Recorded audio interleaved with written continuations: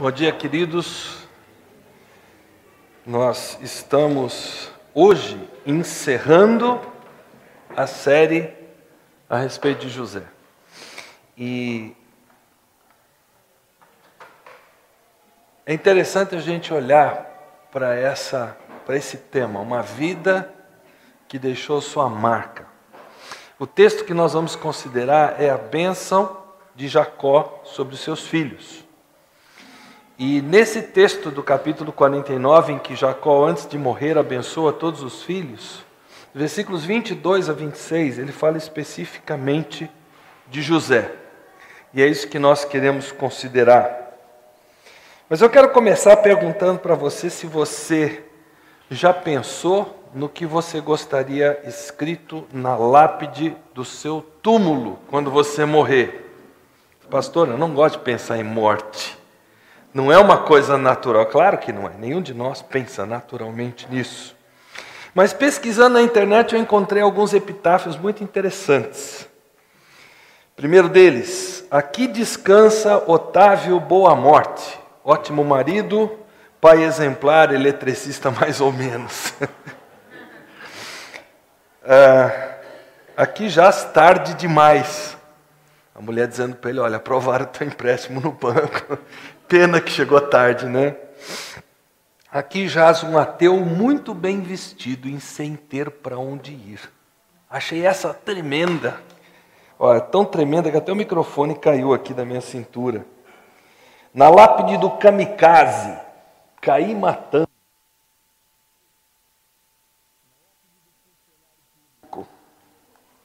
É no túmulo ao lado. E, por fim, não podia deixar de ser Cebolinha, Muli. São brincadeiras, são coisas assim que a gente olha. Mas é interessante a gente parar para pensar um pouquinho sobre esse tema. Alguns são mais novos e menos natural. Os que são mais velhos, talvez um pouco mais natural. Mas eu queria que você fizesse um exercício nessa manhã. Eu quero que você se imagine no ano 2100. Vamos supor que Jesus não voltou ainda. Eu acho meio impossível, mas vamos supor. E é claro, todos nós, exceto algum assim que vai dar um show de bola, já teremos falecido. Então, o que você gostaria de ser, de estar escrito no seu túmulo? Como é que você gostaria de ser lembrado? Eu não sei vocês, mas eu gostaria de ser lembrado, ou poder ser lembrado, como uma pessoa que levou Deus a sério.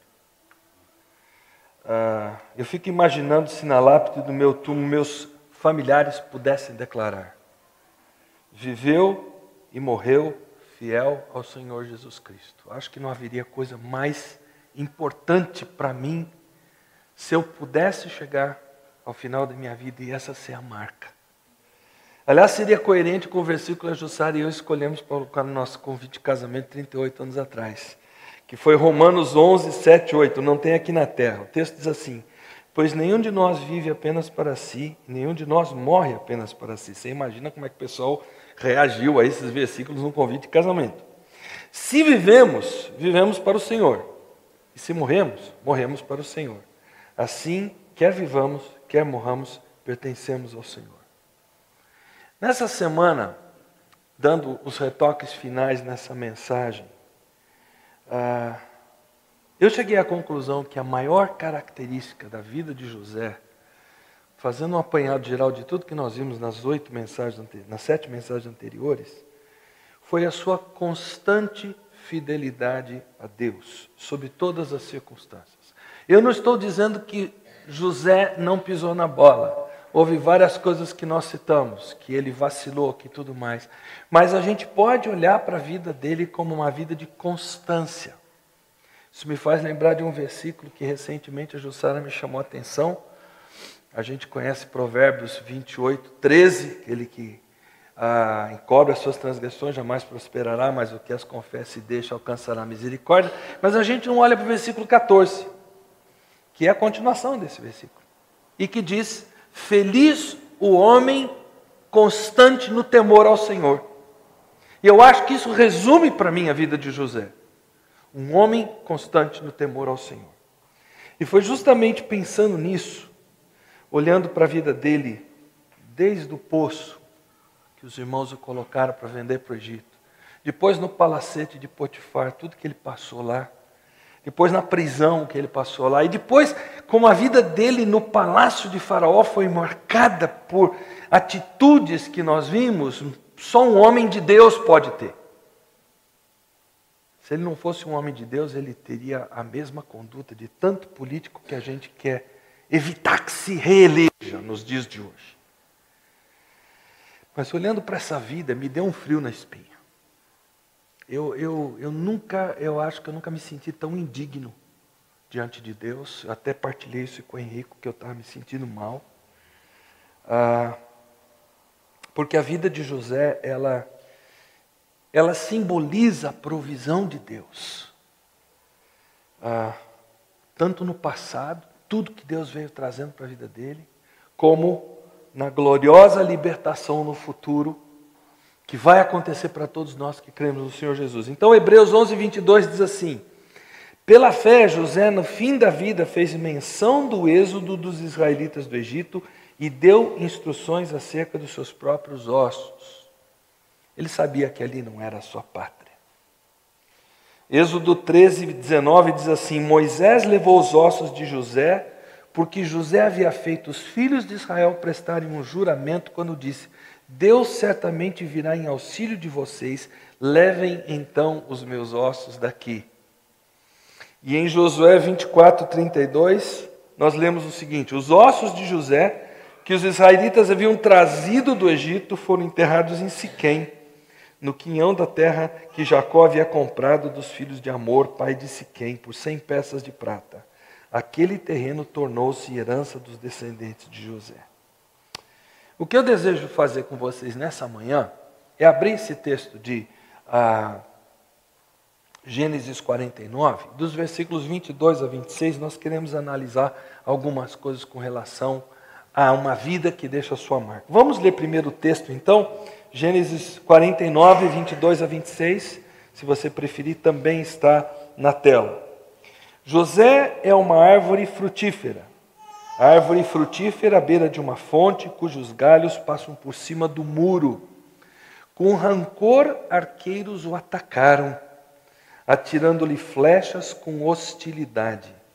Mas o seu arco permaneceu firme, e os seus braços fortes, ágeis para atirar, pela mão do poderoso de Jacó, pelo nome do pastor, a rocha de Israel, pelo Deus de seu pai que ajuda você, o Todo-Poderoso, que o abençoa com bênçãos dos altos céus, bênçãos das profundezas, bênçãos de fertilidade e de fartura.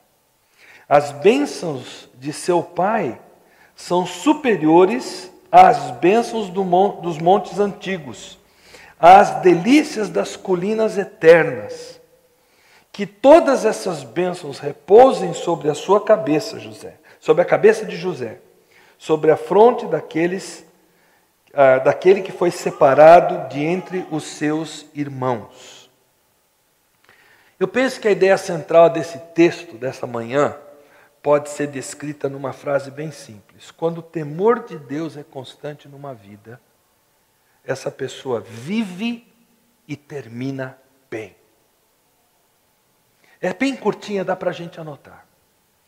Quando o temor de Deus é uma constante, é a constante numa vida, essa pessoa vive e termina bem.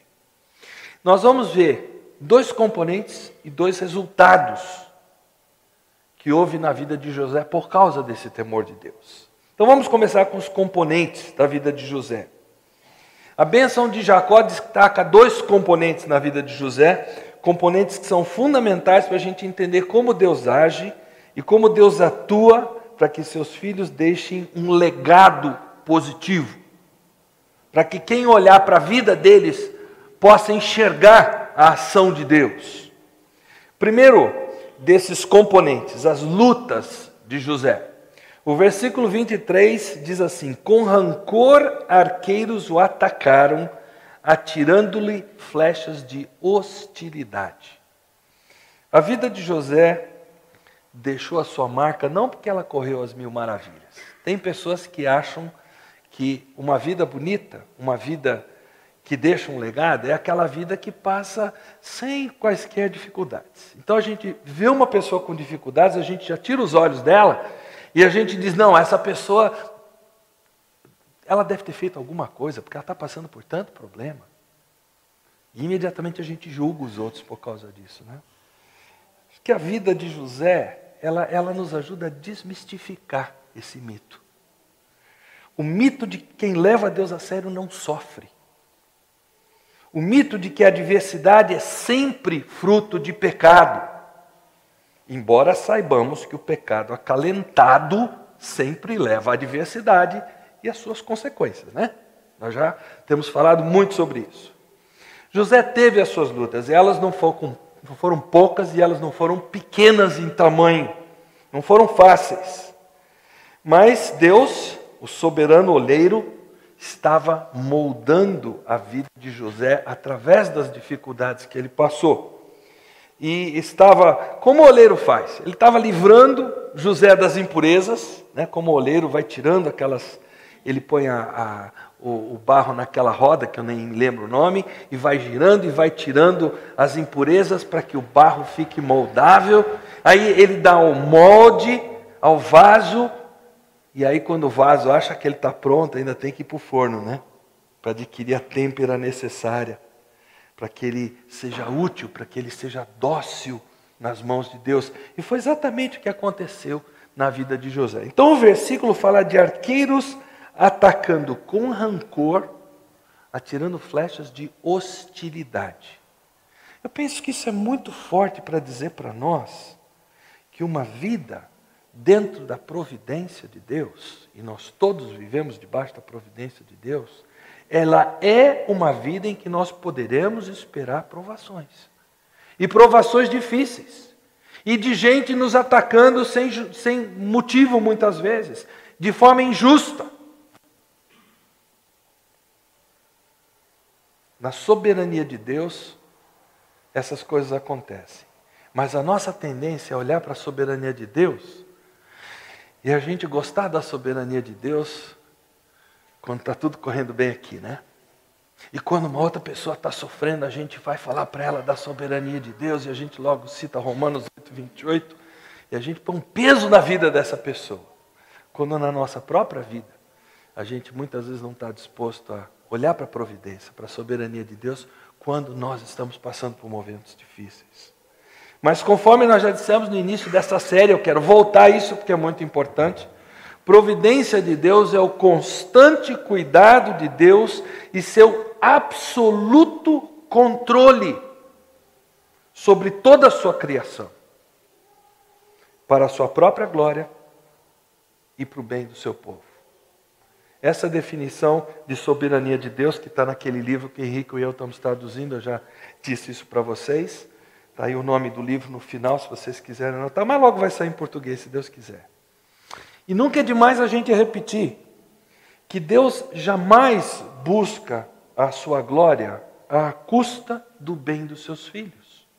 Assim como Deus jamais busca o bem dos seus filhos à custa da sua própria glória. Gente, isso para nós é uma segurança. Isso para nós é um negócio que tem que nos deixar leves. Se nós quisermos ter uma noção bíblica de providência de Deus, nós precisamos necessariamente aprender a enxergar Deus agindo mesmo e especialmente através da adversidade. E nesse sentido nós precisamos crer que assim como Ele não permitirá que nada aconteça que venha subverter a sua própria glória, Deus jamais permitirá que nada venha arruinar o bem que Ele está operando em nós e para nós, os seus filhos, como Ele fez na vida de José. É por isso que Paulo disse com tanta certeza lá em Filipenses 1:6, eu estou convencido de que aquele que começou a boa obra em vós, vai fazer o quê? Há de completá-la até o dia de Cristo. Gosto desse termo que Paulo usa, eu estou convencido, estou convicto disso.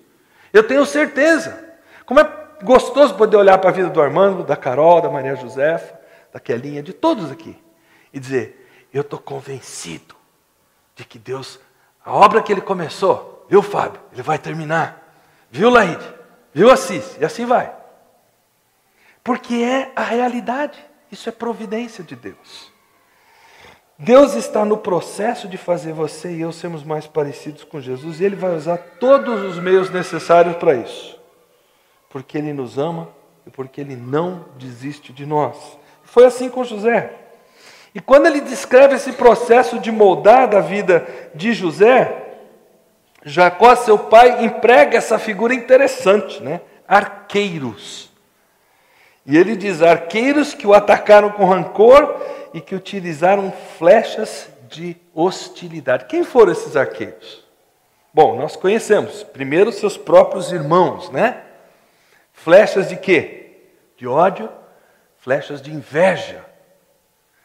José era desde cedo alguém que queria compromisso com o que era reto. Ele viu seus irmãos passando a perna no pai, ele dedurava para o pai. Talvez a atitude dele não era uma atitude que a gente gosta muito, mas ele queria que os irmãos não enganassem o pai.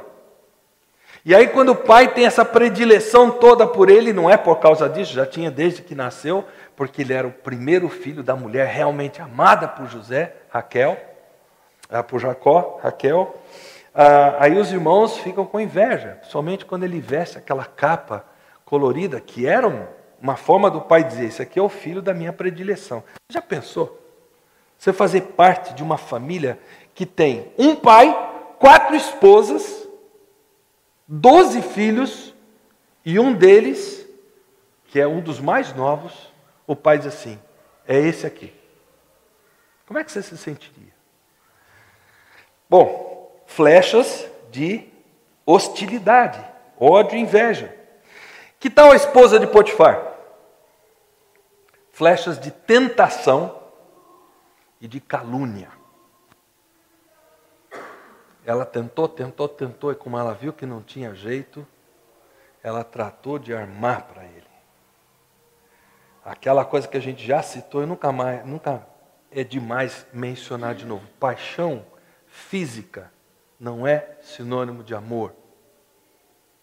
Porque se fosse sinônimo de amor, como é que a paixão dela virou ódio? Como é que o amor vira ódio? Amor jamais acaba, diz a Bíblia. Flechas de tentação e calúnia. Terceiro, que a gente pode citar, o copeiro do rei. Flechas de esquecimento e de ingratidão. Eu acho interessante que tudo isso mostra para nós que Deus nem sempre refreia pessoas que querem nos fazer mal, dentro da sua soberania. Foi assim com os irmãos de José. Eles resolveram vendê-lo como escravo, Deus não os impediu. Da mesma maneira, Deus não impediu que a esposa de Potifar acusasse José injustamente usando de mentiras, e ele fosse parar na cadeia. E Deus também não impediu o copeiro de esquecer de José, pelo contrário, eu acho até que pelo texto está muito claro que foi o próprio Deus que deu aquela amnésia, aquele Alzheimer precoce para o copeiro, que depois Deus tirou o Alzheimer dele e reverteu, e ele lembrou, né, de José. Nós simplesmente não sabemos por que é que Deus permite que nossos inimigos, por vezes, prevaleçam. E em outras circunstâncias, Deus os impede. Faz parte da chamada sabedoria de Deus, que a Bíblia chama do quê? Inescrutável. Não há como você e eu entendermos. Não há como você e eu discutirmos com Deus por que Ele faz o que Ele faz. Ele não tem que nos dar satisfação. Nós temos que nos pautar pelo que a Bíblia diz. Henrique citou Lamentações, né? Lamentações 3, 37 e 38. Quem é aquele que diz, e assim acontece, quando o Senhor não o mande? Acaso não procede do Altíssimo tanto o mal como o bem? Esse texto bíblico choca, né? A gente tem tendência de perguntar, se Deus é um Deus de amor, como é que Ele pode permitir calamidade acontecendo tanto nesse nosso mundo de hoje? Mas o próprio Senhor Jesus afirmou que a soberania de Deus existe no meio da calamidade. Vocês lembram quando Pilatos perguntou a Jesus, você não sabe que eu tenho autoridade para libertá-lo ou crucificá-lo? Qual foi a resposta de Jesus? Não terias nenhuma autoridade sobre mim, se esta não te fosse dada de cima. João 19, 10 e 11.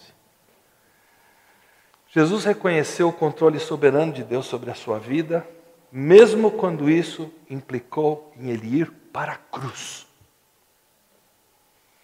Voltando para a vida de José. Arqueiros atacaram com rancor, flechas de hostilidade. Apesar disso ter acontecido, como a gente já falou, no kairós de Deus, no momento oportuno de Deus, Ele transformou completamente todas essas circunstâncias, tão hostis, tão malignas,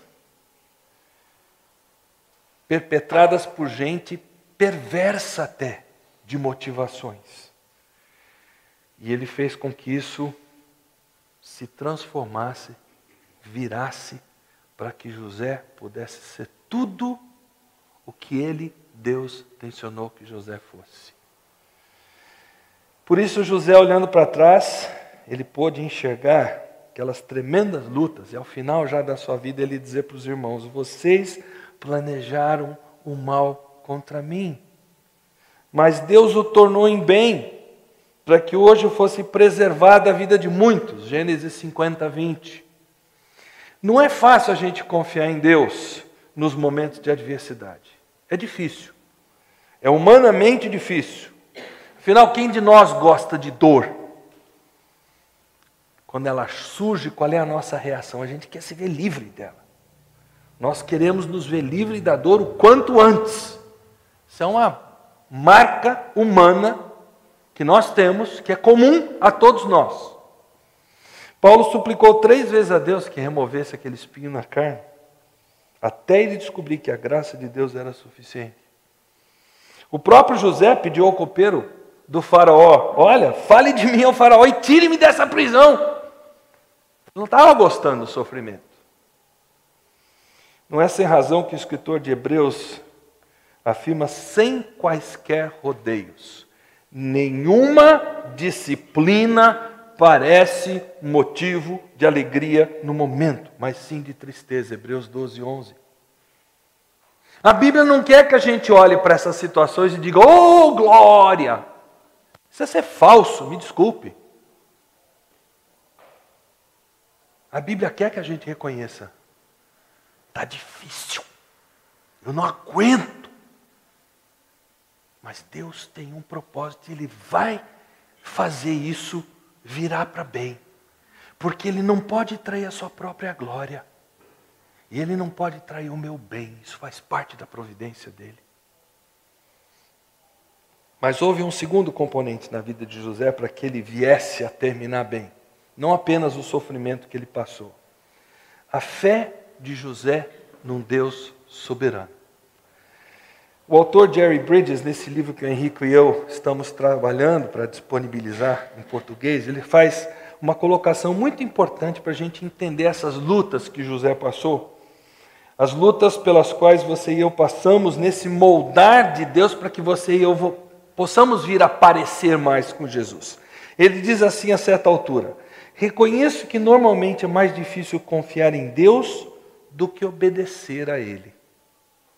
A vontade moral de Deus a nós é apresentada na Bíblia, ela é razoável, ela é racional. Mas as circunstâncias nas quais nós precisamos confiar em Deus normalmente parecem ser irracionais e inexplicáveis. Reconhecemos prontamente a lei de Deus como algo bom para nós, mesmo quando nós não desejamos obedecê-la. Mas as circunstâncias da nossa vida em que nós precisamos confiar parecem frequentemente assustadoras e austeras, ou, quem sabe, até mesmo calamitosas e trágicas. A obediência a Deus, ela acontece dentro de limites muito bem definidos da vontade revelada de Deus a nós, na sua palavra. A confiança em Deus, por outro lado, transcorre numa arena que não conhece limites, desconhece o tamanho, a duração ou a frequência das circunstâncias dolorosas e adversas nas quais nós precisamos frequentemente confiar em Deus. Estamos sempre lidando com o desconhecido. Mas aí ele finaliza, e ele diz assim: todavia, é tão importante confiar em Deus quanto obedecer a Ele. Quando desobedecemos a Deus, desafiamos sua autoridade e desprezamos a sua santidade. Mas quando não confiamos em Deus, duvidamos da sua soberania e questionamos a sua bondade. Em ambos os casos, lançamos dúvidas sobre a majestade e o caráter de Deus. Deus enxerga a nossa desconfiança com a mesma seriedade que Ele olha para a nossa desobediência. Gente, quando eu travei nesses parágrafos aqui, o Henrique está fazendo a tradução, eu estou fazendo a revisão, eu peguei, reli de novo, e eu tive que parar, eu não pude continuar. Porque aí a cabeça começou a trazer lembranças, né? Tanto de desobediência, como principalmente de desconfiança. Gênesis 49, 24 e 25a revela o segredo da vida de José, sua confiança constante no Deus soberano. Veja o que diz o versículo: mas o seu arco, falando de José, permaneceu firme, os seus braços fortes, ágeis para atirar, pela mão do poderoso de Jacó, pelo nome do pastor, a rocha de Israel, pelo Deus de seu pai, que ajuda você, o Todo-Poderoso. É marcante a gente notar que pela família que José teve, pelos amigos que ele teve, pelas circunstâncias que ele enfrentou, é surpreendente que José, humanamente falando, teve fé e manteve-se firme nessa confiança de Deus. Gente, você e eu temos a palavra de Deus. Nós vivemos quase 4.000 anos depois dele. O que ele tinha naquela época? Sonhos? O testemunho que seu pai deu para ele? Eu acho interessante essa expressão: o seu arco permaneceu firme.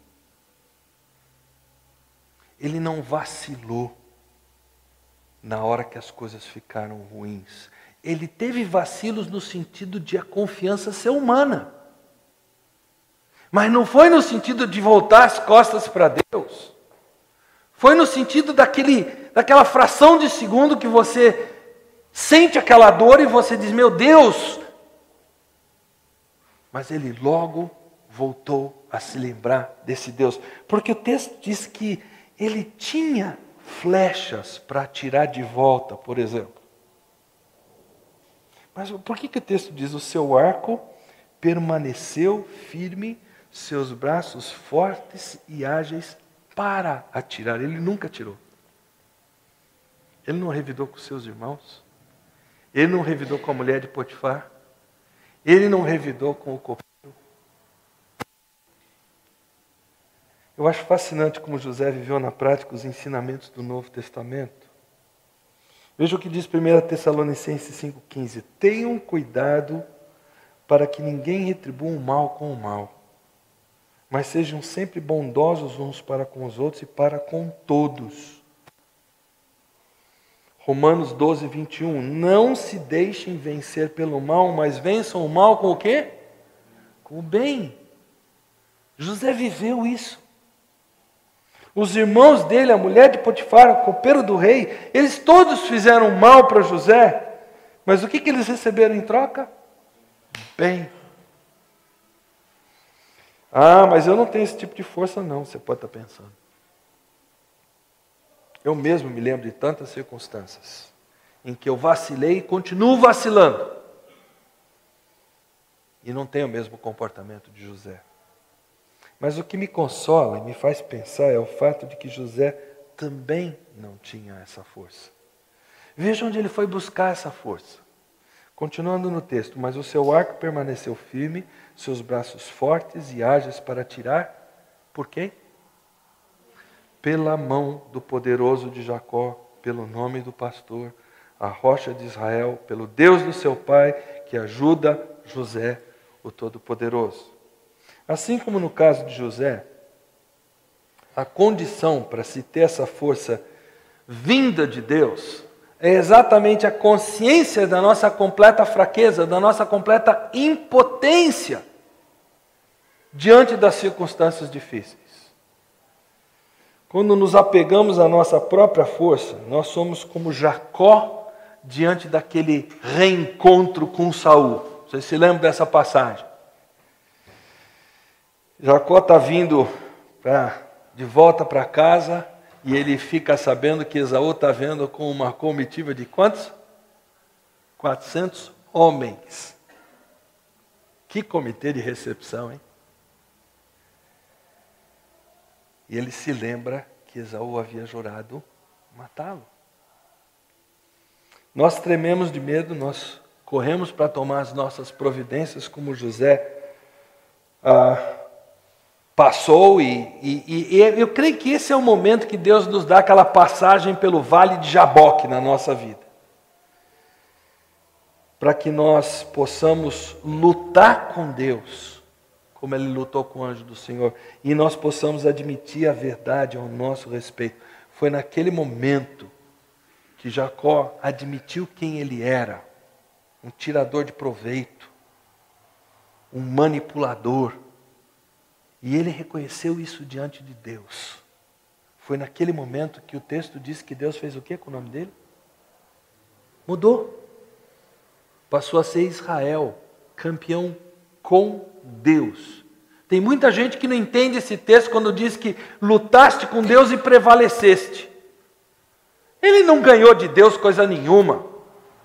Foi na luta com Deus que Deus o esmagou, e aí ele foi campeão ao reconhecer que ele não era nada, que ele era um pecador, simplesmente salvo pela graça de Deus. Nada mais do que isso. Eu não consigo imaginar José pensando, ou passando por tudo que ele passou, senão por meio de forças que ele tirou do Deus do seu pai, como diz o versículo 24.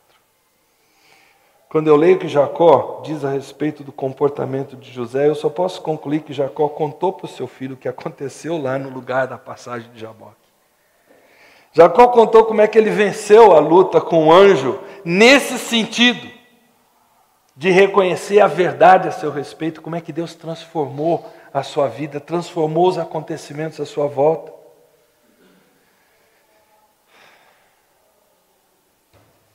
Quando ele admitiu diante do anjo e teve o seu nome mudado, aí Deus disse para ele, como ele disse para Paulo, a minha graça te basta. O meu poder se aperfeiçoa no quê? Na sua fraqueza. Se você não fosse fraco, o meu poder não podia atuar na sua vida. Mas é porque você é fraco que o meu poder pode atuar. E queridos, graças a Deus que nós somos fracos. Porque aí nós podemos ter o poder de Deus atuando na nossa vida. Se não fosse assim, Ele não teria como atuar. Claro que Ele teria, mas Ele não se daria a essa tarefa. Se nós olharmos para a Bíblia, nós vamos ver isso claramente. Mas muito cuidado. Você vive num mundo que enaltece quem vence, que não reconhece fraquezas, que nunca pede perdão. Nós estamos voltando ao livro Humildade, no nosso grupo pequeno, começamos sexta-feira passada, e você se lembra da introdução do livro em que ele fala, né, que foi feita pesquisa e em todas as empresas destacou-se quem era humilde. E aí o Alessandro fala assim, mas não é bem assim, né? E não é bem assim. Talvez até exista esse destaque de uma pessoa que é humilde aos olhos do mundo. Mas para nós, a realidade de crentes em Cristo Jesus vai ser justamente o contrário. As pessoas, elas vão cobrar de você quando você bate metas na empresa. Quando você erra, e o outro erra. Mas você fica firme no seu erro e você arruma um jeito para que o erro dele apareça e ele pague, inclusive pelo seu erro. Você sai vitorioso.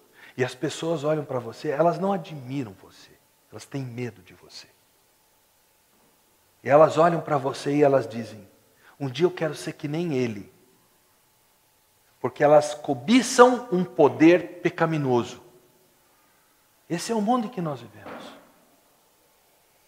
Eu não tenho dúvidas que José aprendeu a lição de casa. Tanto que Jacó diz como ele venceu os arqueiros e as flechas. Veja o versículo 24. O seu arco permaneceu firme pela mão do poderoso de Jacó. Ele situa. O pai teve influência no filho. O Deus do pai foi quem resolveu para o filho. José ouviu seu pai contar tudo o que aconteceu. Ele concluiu que o Deus de Jacó era poderoso. Mais do que isso, ele era um Deus pessoal.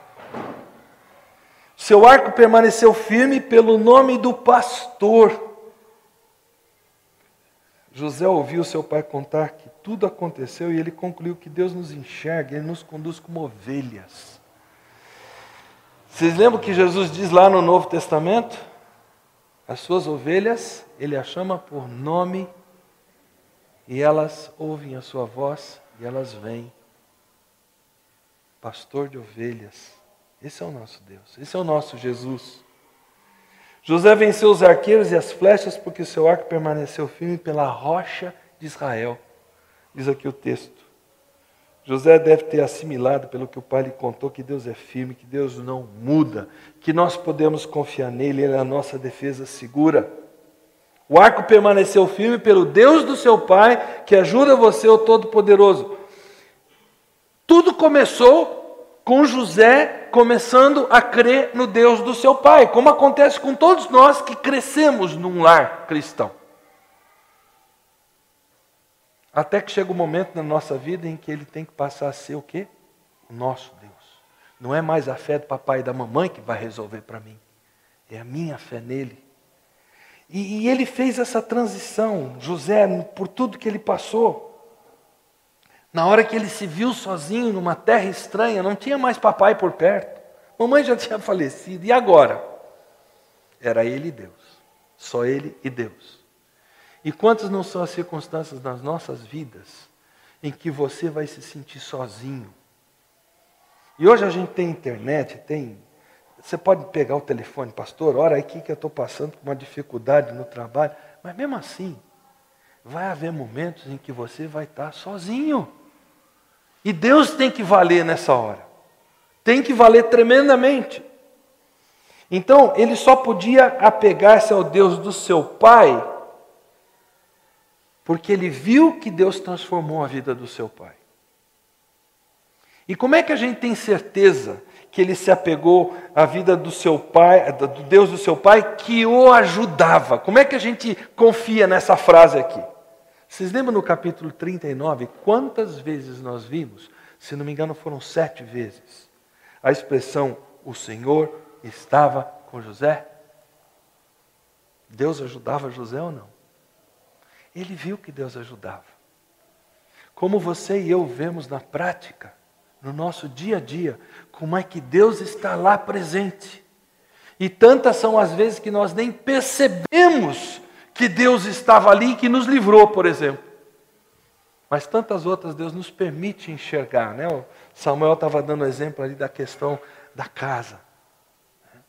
Eu me lembrei de Manaus, quando a gente morava em Manaus, os meninos eram pequenos, e uma certa noite pularam o muro da nossa casa, tiraram o vidro da belina que nós tínhamos, e tiraram de forma profissional, que estava aqueles negócios que a vácuo, ficaram no vidro. E os caras saíram correndo, tinham tirado os 4 pneus, largaram os pneus novinhos ali na garagem e foram embora. Naquele dia eu peguei, eu estava fazendo minha hora silenciosa, é um versículo que Deus me deu aqui, que é exatamente isso que José aqui está falando, né, que o texto está falando de José. Provérbios 1, 33, mas o que me der ouvidos habitará seguro, tranquilo e sem temor do mal. Quando eu li isso aqui, eu falei, Senhor, muito obrigado. Já entendi o recado. Está claro. Os caras tinham tudo para ter levado. O que os assustou? Só pode ter sido Deus. Estava dormindo, gente. Não vi nada. Como é que Deus nos ajuda? Como é que Deus está presente? E tantas vezes a nossa memória é curta. E com o passar do tempo, José logo percebeu que se tratava do Deus Todo-Poderoso. Eu gosto de um comentário que James Montgomery Boyce, que é um dos teólogos que a gente pode confiar, muito conhecedor da palavra de Deus, ele diz que essa expressão Todo-Poderoso vem do substantivo hebraico shad, que quer dizer seio materno. Ou seja, refere-se a Deus de quem nós sugamos todas as nossas forças, toda a nossa vitalidade, todos os recursos de que nós carecemos. Essa é a ideia de Todo-Poderoso. Eu achei fantástico isso. Porque você pensa em Todo-Poderoso com outra figura, né? E ele coloca como aquela mãe que nutre tudo que a criança indefesa precisa, para ela crescer forte.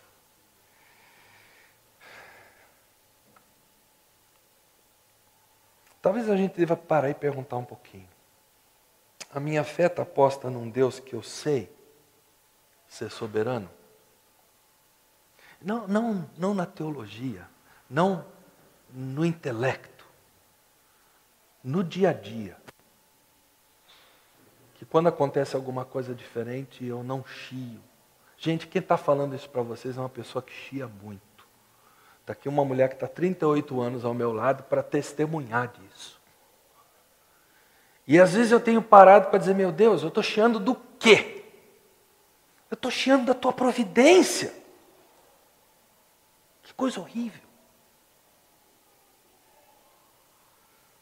Será que eu o vejo como um Deus realmente pessoal? O meu Deus?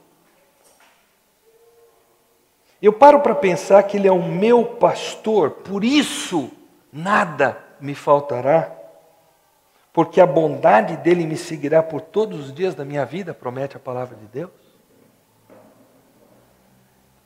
Que Ele quer me fazer contente, me dar repouso seguro. Uma vida tão viçosa quanto sugere a cena de pastos verdejantes lá do Salmo 23. Será que eu vejo Deus como quem tem o desejo de me levar ao refrigério, ao bem-estar nele, tão bem exemplificado pelo quadro de águas tranquilas? Será que eu consigo ver Deus interessado em me conduzir por caminhos que se conformam com a sua vontade moral, as chamadas veredas da justiça? Será que eu tenho visto Deus como rocha, como aquele que se propõe a ser a minha defesa segura? E se meus pais foram ou são crentes no Senhor, o meu Deus é o Deus de meus pais, o Deus que me ajuda, como tantas vezes o vi agir assim na vida do papai e da mamãe.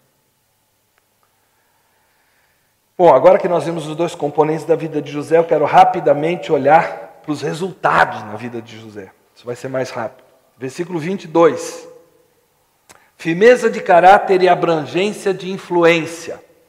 Está lá no texto que diz assim: José é uma árvore frutífera à beira de uma fonte, cujos galhos passam por cima do muro. Jacó está comparando José a uma árvore frutífera que está ao lado de um manancial de água. Então isso descreve firmeza de caráter, aquelas raízes bem profundas, e abrangência de influência também, porque ele fala dos galhos que se estendem por cima do muro. Então, observe que essa firmeza, essa profundidade de caráter, é porque ela está à beira de uma fonte. Como é que diz o Salmo 1? Como é feliz aquele que não segue o conselho dos ímpios, não imita a conduta dos pecadores, nem se assenta na roda dos zombadores. Eu estou aqui na NVI e estou perdido porque eu decorei na outra versão, né? Ao contrário, sua satisfação está na lei do Senhor e nessa lei medita de dia e de noite. É como árvore plantada à beira de águas correntes. Dá fruto no tempo certo e as suas folhas não murcham. Tudo que ele faz prospera. A firmeza de caráter de José estava ligada ao caráter do seu Deus. E é importante nós lembrarmos que José não tinha, como eu disse para vocês, a Bíblia que você e eu temos hoje. Ele tinha muito pouco em que se agarrar. Você e eu temos muito mais. Nós temos a palavra eterna de Deus. Nós podemos meditar nela dia e noite. Nós temos o Senhor Jesus que já veio, já se ofereceu por nós, já viveu aquela vida em que Ele pôde terminar dizendo está consumado. Ele fez tudo para nos conduzir de volta a Deus. Mas observe a abrangência dessa influência. Diz que os galhos passam por cima do muro. Aqui Jacó está se referindo principalmente ao filho de José chamado Efraim, que viria a ser a tribo que mais se expandiria em Israel. Lembrando que o próprio nome de Efraim sugere a ideia de frutífero. Lembra disso que a gente já estudou? Então ele está se referindo a isso. Nos primeiros anos da tribo de Efraim, ela era uma força influente em Israel, sendo altamente recomendada por Gideão, incluindo centros religiosos e centros políticos como chaves para a terra de Israel, Betel e Siquém. E depois ela acabou, infelizmente, seguindo a revolta das 10 tribos, né? No governo de Salomão. E aí ele se tornou cabeça do reino do norte, do reino de Israel. Até nisso, a influência de José foi forte, porque Efraim se tornou a tribo principal do reino do norte. Mas, infelizmente, ela acabou cedendo ao pecado, como nós estamos estudando hoje em Jeremias, né? Se bem que ali é mais Judá do que Israel, mas aconteceu a mesma coisa e aconteceu até primeiro em Israel. Mas Jacó está se referindo a esse futuro que vinha da semente de José para a nação de Israel. Mas se a gente olhar para trás, como é que foi a abrangência da influência de José? Quantas pessoas isso atingiu? Por exemplo, lá na casa de Potifar, quando Potifar não demorou para perceber que Deus estava com José e tudo que José fazia, Deus abençoava. Potifar não era bobo nem nada. O que ele fez? Cuida de tudo. Porque enquanto você estiver cuidando, quem vai lucrar sou eu. A gente não sabe se um dia a gente vai encontrar Potifar no céu, mas se a gente encontrar, a gente sabe a quem isso é devido. E na prisão, aquele carcereiro, ele também logo viu que José era alguém que andava com o Senhor. O que ele fez? A mesma coisa. Talvez até sugerido por Potifar. Rapaz, você quer ter uma prisão que funciona? Deixa esse cara tomar conta. Você vai ver como é que a coisa flui bem.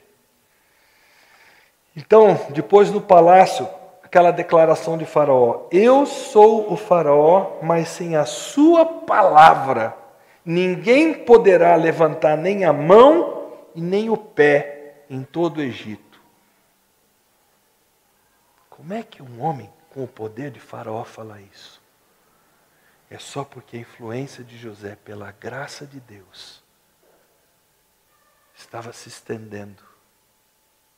Providência de Deus, que José se tornou alguém tão poderoso que nenhum egípcio ia poder dizer A ou B sem a permissão dele.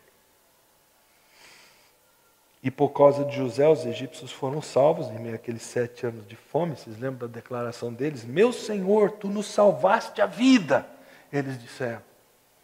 E por causa de José, diz nos Êxodo 17, os israelitas, 1:7, aliás, Êxodo 1:7. Os israelitas proliferaram, tornaram-se numerosos e fortaleceram-se muito, tanto que encheram o país, falando do Egito. Nada mal para um rapaz sonhador, né? Tudo aconteceu pela abrangência de influência dele. Quando você tiver morrido, como é que você vai poder avaliar a influência de vida que você teve?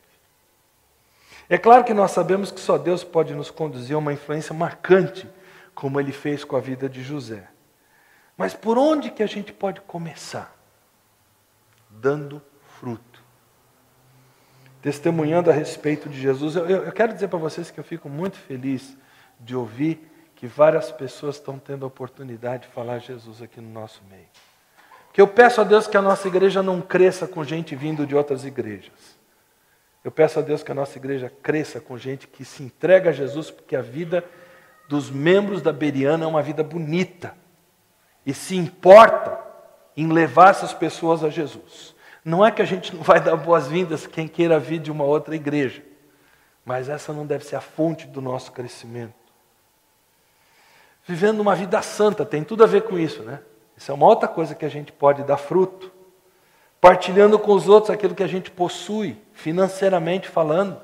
Às vezes não é nem financeiramente, é dando tempo para você sentar e aconselhar uma pessoa que está em dificuldade e você pode ajudá-la. Tirando os tempos do seu lazer ou coisa que valha para você ir lá e ajudar aquela pessoa. Permitindo que o Espírito de Deus nos molde diariamente para a gente ficar mais e mais parecido com Jesus. É assim que tudo começa. E aí o segundo resultado para a gente concluir, a consequente plenitude na vida de José. Segunda parte, versículo 25 e 26. Que o abençoa com bênçãos dos altos céus, bênçãos das profundezas, bênçãos da fertilidade e da fartura. Bênçãos de seu pai são superiores às bênçãos dos montes antigos, às delícias das colinas eternas. Que todas essas bênçãos repousem sobre a cabeça de José, sobre a fronte daquele que foi separado entre os seus irmãos. 7 vezes Jacó usa a expressão abençoa e bênçãos. 7 vezes. Nesse um versículo e meio. É muito, né, gente? No início do versículo 6, eu acho interessante que a revista é atualizada, ela interpreta o sentido da frase um pouquinho diferente. Ela diz assim: as bênçãos de teu pai excederão as bênçãos de meus pais até o cimo dos montes eternos. Se essa tradução da revista é atualizada é precisa, eu não tenho condição de avaliar, eu fico me perguntando aqui, será que José atinou naquele momento que Jacó estava dizendo para ele, meu filho, que as bênçãos que Deus vier a dar para você sejam maiores do que as bênçãos que Ele prometeu para meu pai Isaac, para meu avô Abraão. É isso que o texto está dizendo. Dá para a gente dizer, uau! Me lembra daquele texto no Novo Testamento, quando Jesus diz lá em João 14, 12, eu digo-lhes a verdade, aquele que crê em mim fará também as obras que tenho realizado, fará coisas ainda maiores do que estas. E a gente não para pensar no que isso pode ser. Em que Deus está disposto, palavras de Jesus, a nos usar para fazer coisa grande, gente. Coisa que vai ter um impacto no mundo que não dá para a gente medir.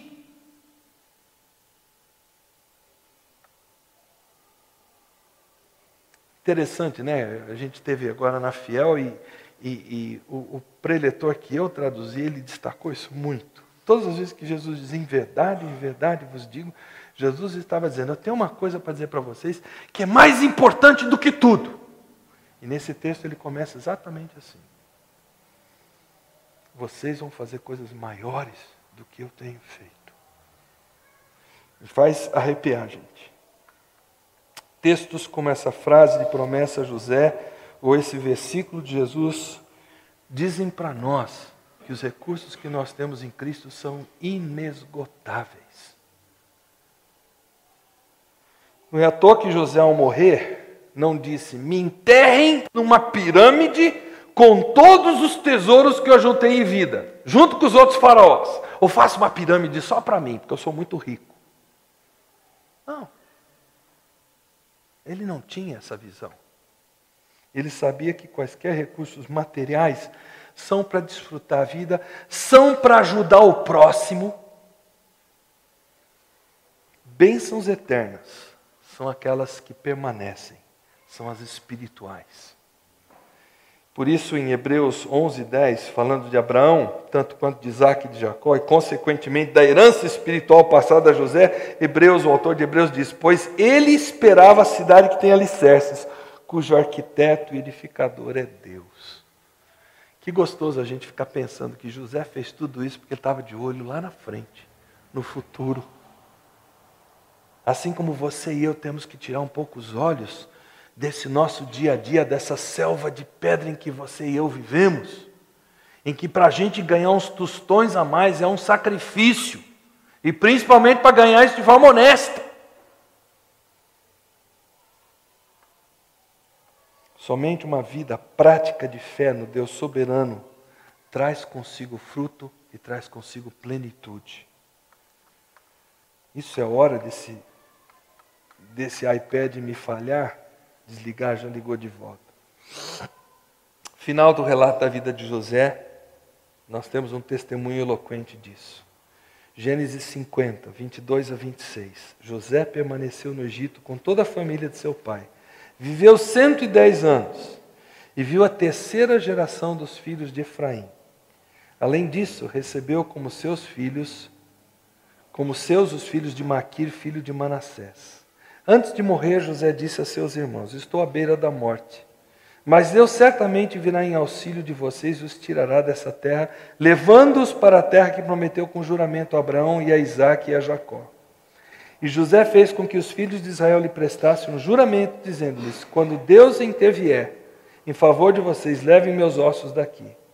Morreu José com a idade de 110 anos, e depois de embalsamado foi colocado num sarcófago no Egito, somente aguardando o transporte para a terra prometida, que foi para lá que ele foi. A palavra de Deus promete vida longa a quem honra os pais. José teve essa vida longa, não apenas em termos de extensão, não vamos confundir isso, mas principalmente no sentido de qualidade, de vida, de verdadeiro patriarca, vamos dizer assim. Tanto que ele viu e certamente influenciou até a terceira geração. Tetranetos. Ou melhor, bisnetos, né? A tetranetos foi Jó, né? Jó disse que ele chegou a ver até a quarta geração, né? Eu fico pensando, né? Não sei como é que vocês reagem a isso. Eu acho que aqui na igreja quem tem experiência disso é Ju, Laide, Assis e eu, por enquanto, salvo engano. Mas de olhar para os netos, né? José, desculpe, José. A oportunidade que a gente tem de influenciar a segunda geração. Imagina a terceira, a quarta. Deus deu isso para essas pessoas. A gente poder testemunhar para esses pequeninos da gloriosa presença de Deus e tudo que isso significa. Eu quero terminar meus dias, se Jesus não voltar antes, com a mesma convicção da intervenção de Deus. E talvez o segredo de tudo isso seja essa vida diária com Deus. Eu volto para aquele versículo lá de Provérbios. Feliz o homem constante no temor do Senhor. Eu quero que isso fique no nosso ouvido quando terminar a mensagem de hoje. Eu sei que Satanás vai trabalhar 24 horas por dia. E como diz meu cunhado, e ainda vai fazer alguma hora extra para tirar você e eu dessa plenitude de vida.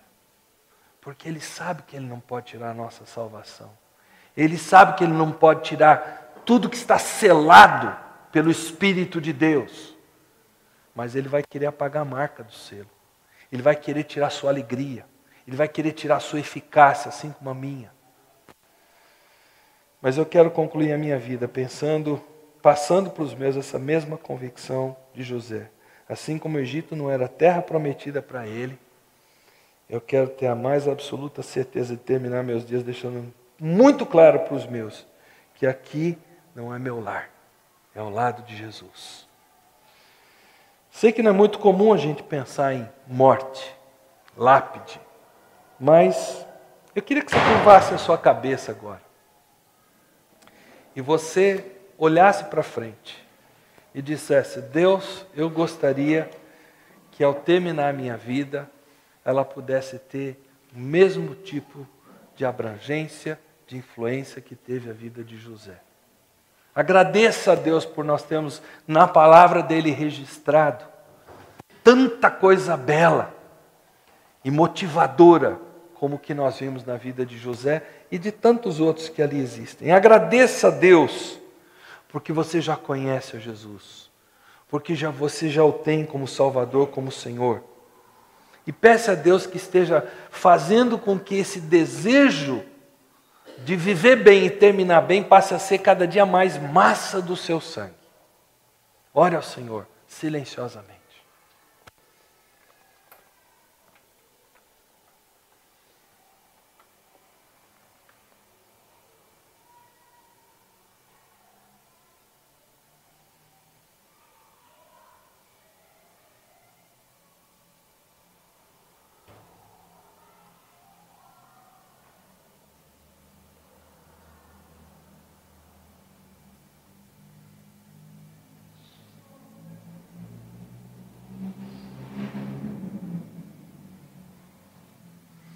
Pai querido, o Senhor conhece cada luta, cada desafio que cada um de nós aqui presente hoje tem e enfrenta. Mas, ó Pai, o Senhor é o Deus da providência, um Deus que, depois de criar tudo nesse mundo, o Senhor não abandonou tudo. Pelo contrário, o Senhor está pessoalmente envolvido em cada parte da tua criação. Principalmente conosco, os teus filhos. Pai, nós te louvamos porque nós temos expressões tão claras na Bíblia, como lá no Salmo 11, que diz que o Senhor atenta para nós.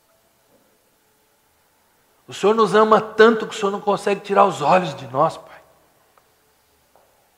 Que verdade gloriosa. Senhor, ajuda-nos por gratidão a fazermos que a recíproca seja verdadeira pela Tua graça, que o nosso amor pelo Senhor seja crescente, que nós não nos contentemos com o que nós já alcançamos do Senhor, mas que nós queiramos mais, que nós nos alegremos na Tua presença. É a nossa oração, em nome de Jesus. Amém.